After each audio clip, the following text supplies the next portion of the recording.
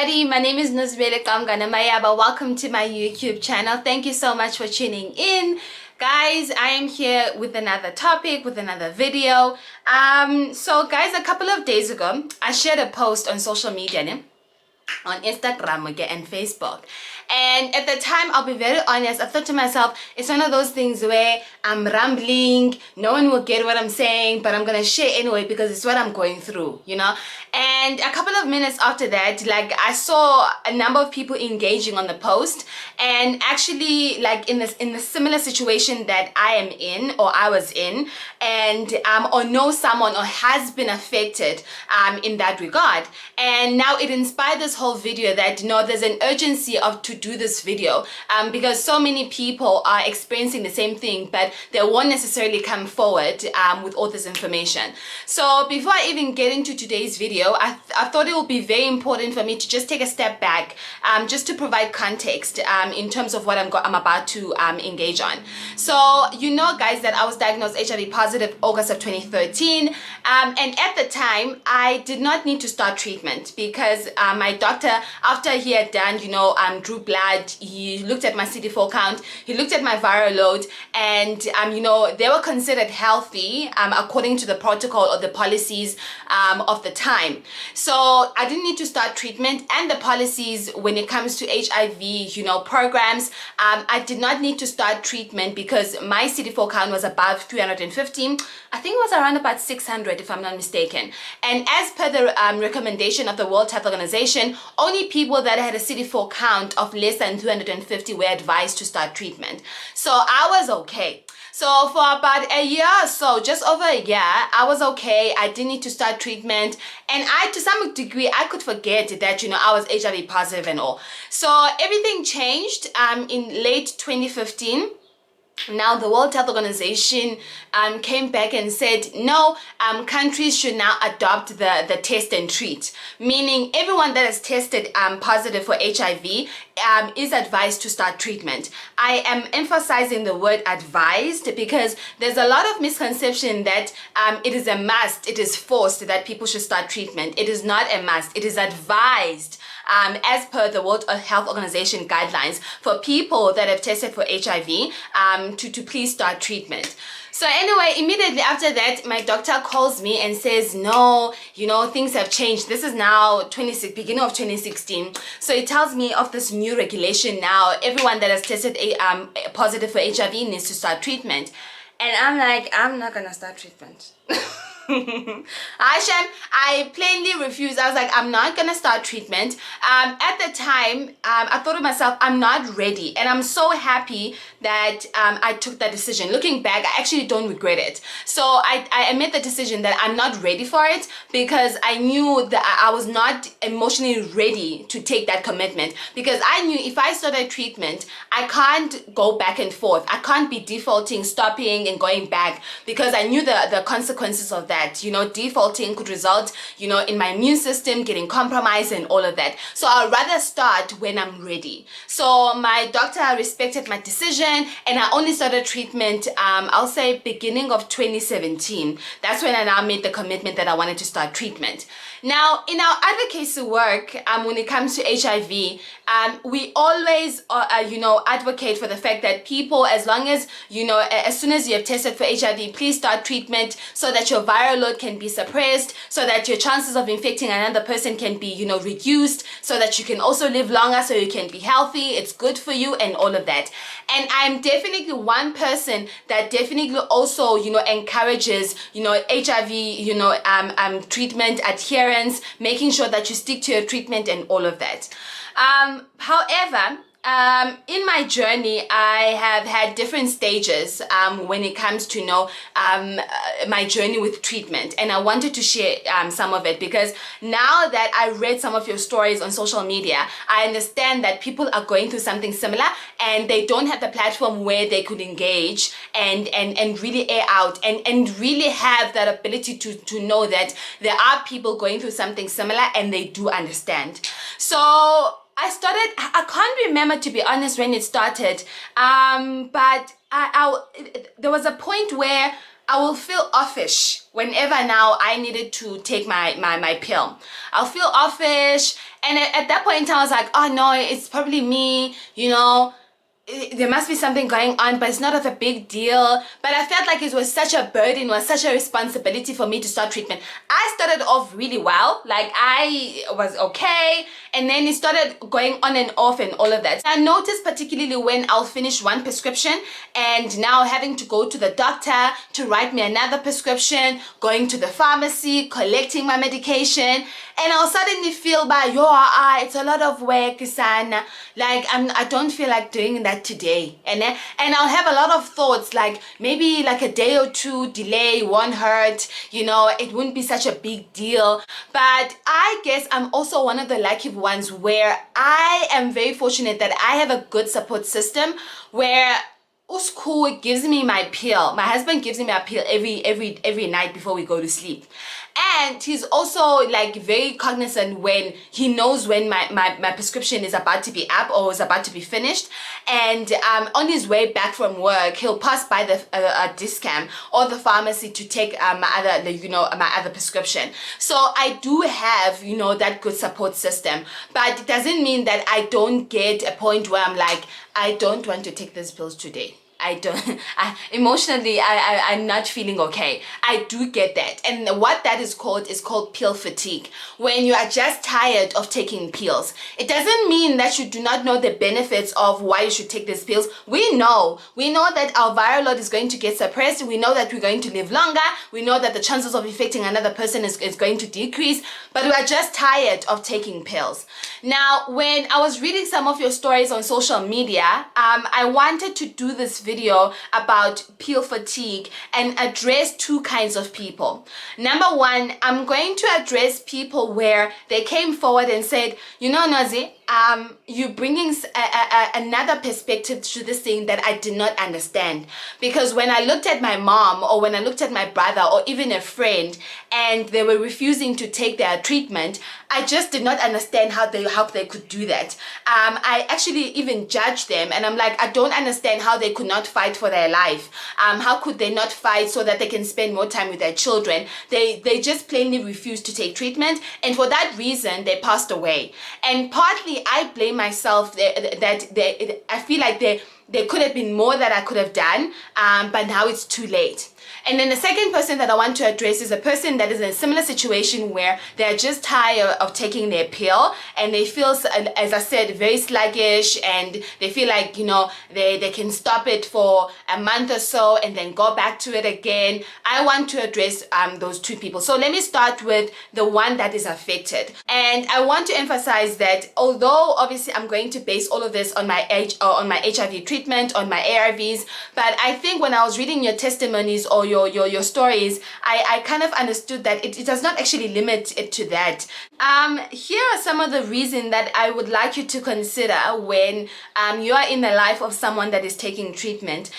It's the fear of taking treatment.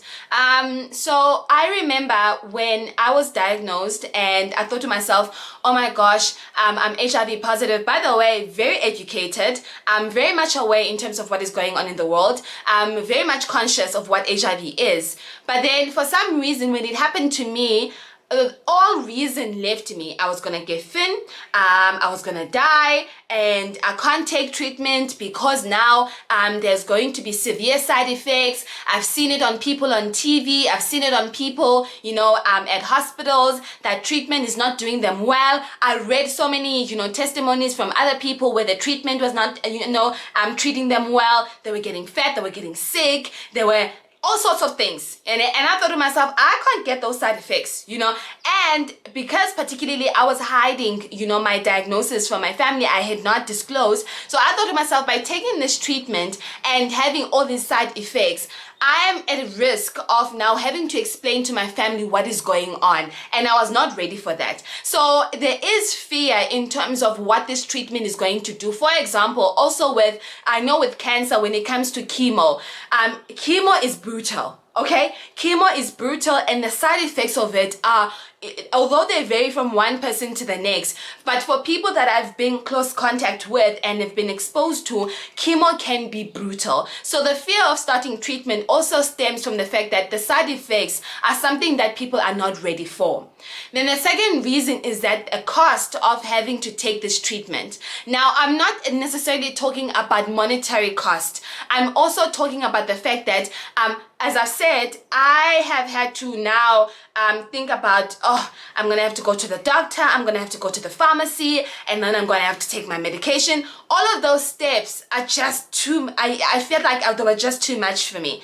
And I am even one of the lucky ones because I don't have to go to an overcrowded government facility with overworked clinicians that are going to offer their unsolicited advice. I'm not one of those people. I know there are people that have it worse. So the cost of taking this medication and having to go to these overcrowded facilities and to clinicians that are going to offer their really brutal and judgmental advice can really be daunting.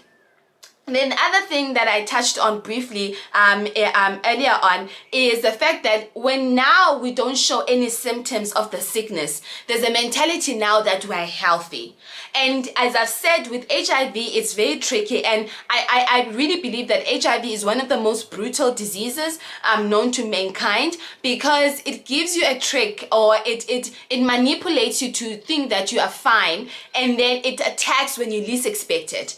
And it gradually builds up into your immune system, and all this time you think you're healthy, but it's manipulating itself. So many people take treatment and then think to themselves, I don't need to take treatment because I was fine. For example, like when I started to take treatment in 2017, or even dating back when I was diagnosed, there was nothing wrong with me. Like, I was diagnosed at a time where I was perfectly fine. I did not go to the doctor to test for HIV because I had a headache or I was feeling some kind of way. I was perfectly fine. It was really, really random. So to convince someone that is perfectly healthy in their Landuga perspective, it's really hard to convince them to take medication. So that no symptoms mentality is really, really one of the hindering factors of people just refusing to take treatment.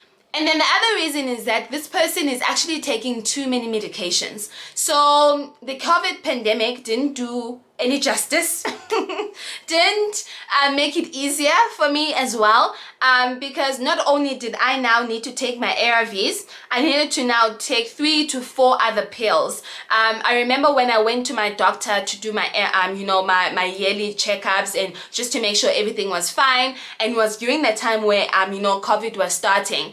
And although my CD4 count and viral load was still perfect, he still wanted me to take precautions by taking multivitamins, taking zinc, taking other things that will accompany and further protect me from getting COVID or any other opportunistic diseases.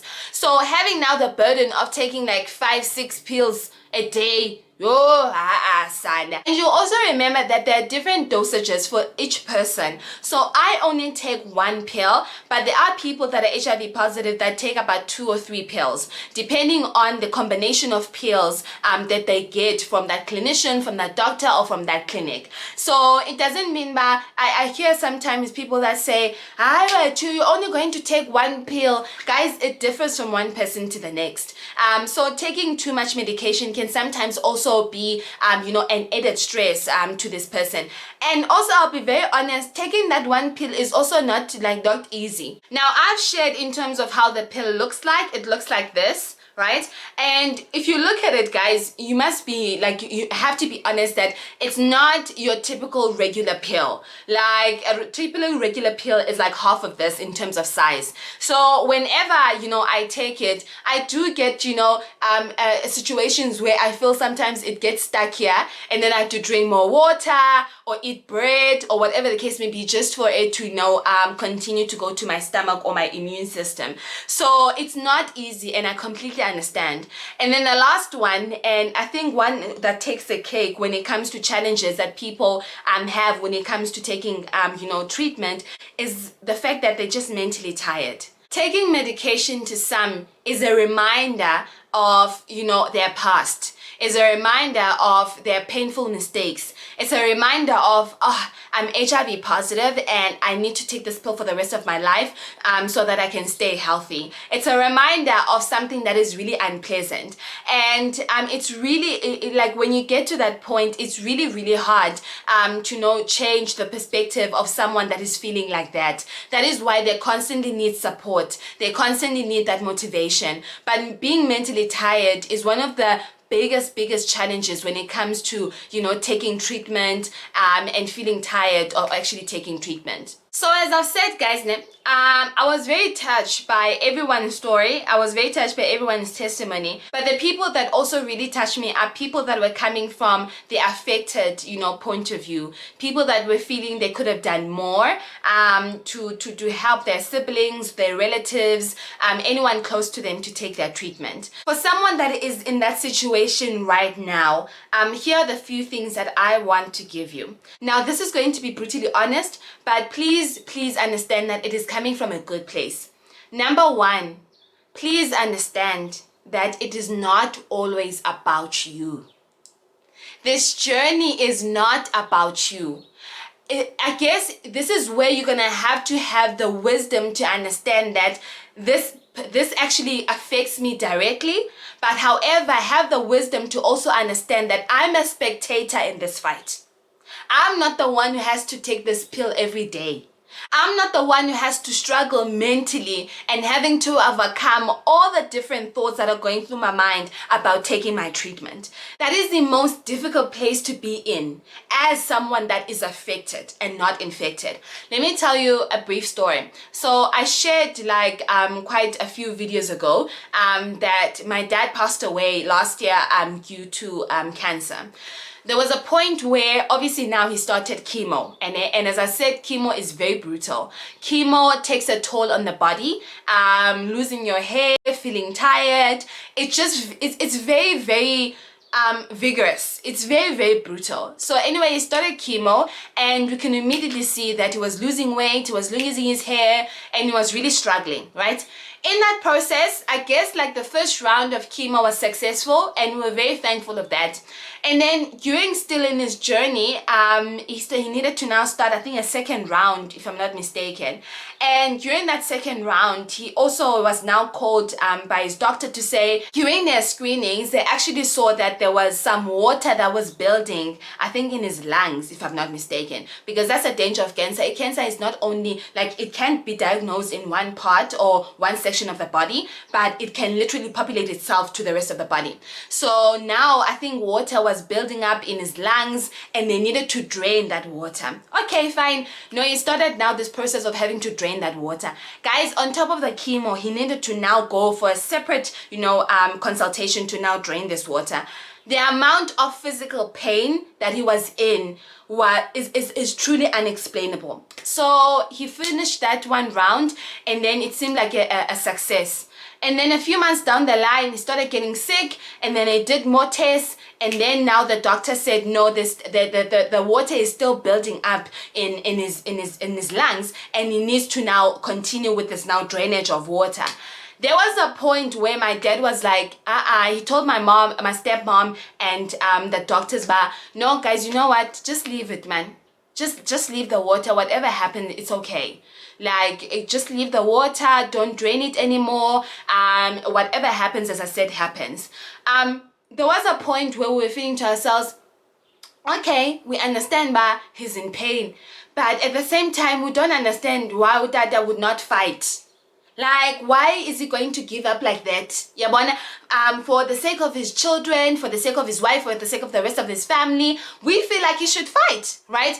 But at the same time, once now he had passed away, and I'm thinking to myself, I couldn't be that selfish, because looking at my own journey, how, from a spectator point of view, how do you feel someone's pain who's actually the one who's going through all of this? So I know this is going to sound really out of place, but really have the ability to understand that it is not always about you. It is always, the bottom line is that it is always about this person. So using the emotional things such as, I can't believe, they left me like that, they left their children, all of those things. It's not like they did not know, guys. We know, that we have families, we have immediate families, we have husbands, we have this and that, but sometimes it really gets tiring. It really gets tiring. So please understand where they're coming from. Now, as I mentioned, a lot of people beat themselves up about, their relatives passed away without disclosing their status, and feeling some kind of way about, hang on a second, I thought we were close. I thought we could talk about everything. How could they not disclose their status to us? I thought they trusted me. And now the person has passed away and they're feeling some kind of way. There's a powerful reply that a friend of mine had. I think it was on Instagram. She was responding to this. She said, yes, I trusted you, but I saw how you talked about others in my presence. I saw how you talked about others that were affected or infected of HIV in my presence. And that is why I didn't feel comfortable or strong enough to come to you. She obviously wasn't particularly talking about herself, but she was painting a picture of some of the reasons why people do not trust us enough to come forward and disclose their HIV status to us. I want to ask a couple of questions that I want you to think about. When it comes to disclosure of any kind, whether it's about HIV, whether it's about cancer, of any kind, have you provided an environment where you made this person feel comfortable to talk to you about everything? For example, and I also said this on social media, there's a difference, guys, when you say you were close to someone because you were sharing, clothes and talking about relationships, and actually talking about, I just started a new relationship and I want to go to the clinic and go and test. When last did you test? Do you want to come to me? Have you talked about HIV? And particularly HIV, because it's one of the most stigmatized, viruses in the history of mankind. So when you say you were close to someone, but also assess the kind of environment that you have exposed this person to. I've already told you in terms of what are some of the reasons that people do not want to take their medication, or what are some of the reasons why people get tired of taking their medication. When it comes to this, and as a person that is affected, are there interventions that can be made to continue to encourage this person to take the medication? So for example, in a case where this person does not want to go to a specific clinic, is there an opportunity where you can take the medication? I know there was one person that said this on Facebook, where a friend of hers is not comfortable taking their treatment in this particular clinic, and she's the one who's responsible to take that medication for her. Or is there an opportunity where they can take their treatment at another clinic? In a situation where there is a lack of education, because they think that they are going to, get a lot of side effects, is there any person that can talk to them to further educate them, to expose them that its side effects differ from one person to the next? For example, indirect side effects was not an issue for me. I've never had any side effects. The only side effect that I had, I think, was getting dizzy, nausea, but that was like at the start when I was first starting to take my treatment, and the doctor had explained to me that will happen because I'm taking something that is foreign in my body. So it's something that my body is not used to. So it's still starting to get used to it. And honestly, after I'll say a couple of weeks, everything was gone. It was back to normal. I could take my medication without feeling anything. So is there an opportunity where you can further educate this person? When it comes to being mentally tired, is this person seeing a psychologist, a social worker, someone that they can trust, a professional, where they can continue to speak to them about some of the challenges that they're experiencing, some of the chapters that are actually not even closed. They're still feeling some kind of betrayal. They're still blaming themselves for being infected, and they still need to work through all those things. Or are there any interventions that can be addressed, that you can also assist this person, continuously assisting this person? However, in that journey, I really want to emphasize this. Do not beat yourself up about what you could have done better. Do not underestimate what you are currently doing. you are doing the best that you can as someone that is supporting someone that may be infected with HIV or any other disease. Please do not beat yourself up. There is no greater challenge as someone that is affected to be in a situation where someone that is infected does not want to take that treatment, and you've done all that you can, they still just do not want to take that treatment. The thing is that it doesn't matter what you do. If they've told themselves that they're not going to take treatment, they're just not going to take treatment, and you just have to be strong and still continue to support that person in that situation still. I mean, I've had situations where people will tell me stories such as, I tried to hide the pill, in their food, in their water. I tried to crush it. I tried everything and anything, but the person will still go to the bathroom and vomit because it is their very intention not to take this medication. So do what you can, but at the end of the day, it is that person that is going to take that decision that they want to take that medication. And as I said, continuously when I talk about the treatment, nowhere in the history of guidelines is a HIV where it says umtu that is tested of HIV is forced to take that treatment. It is advised that you take that treatment, but it is a decision of that person to take whether they want their treatment or not.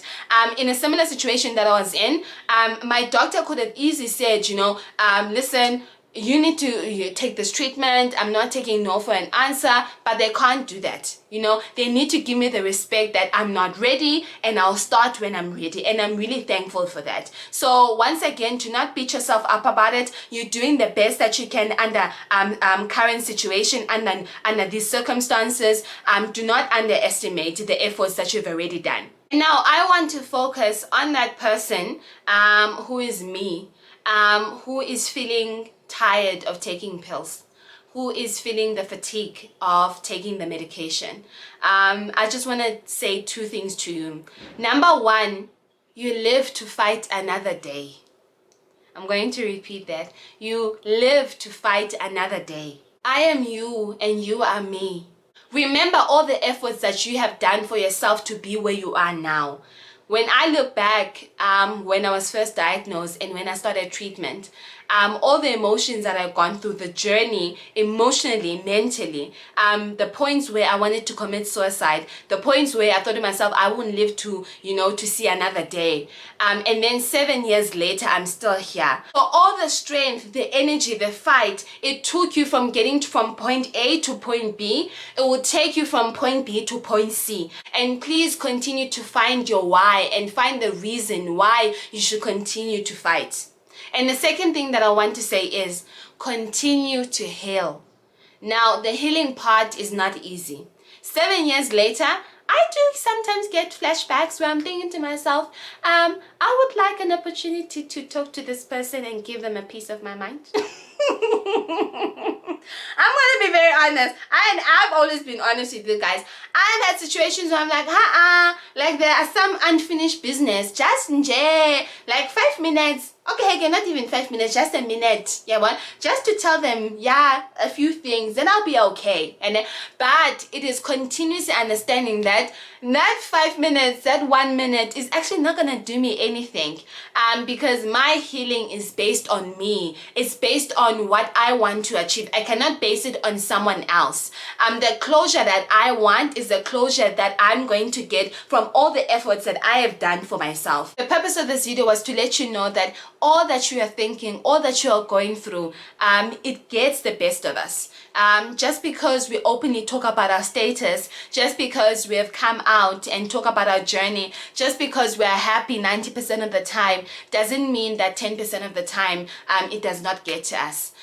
It gets the best of us. It gets the most educated, the advocates, of HIV. Everyone goes through the same thing. So I am you, you are me, I am with you, I understand, and you are going to be fine.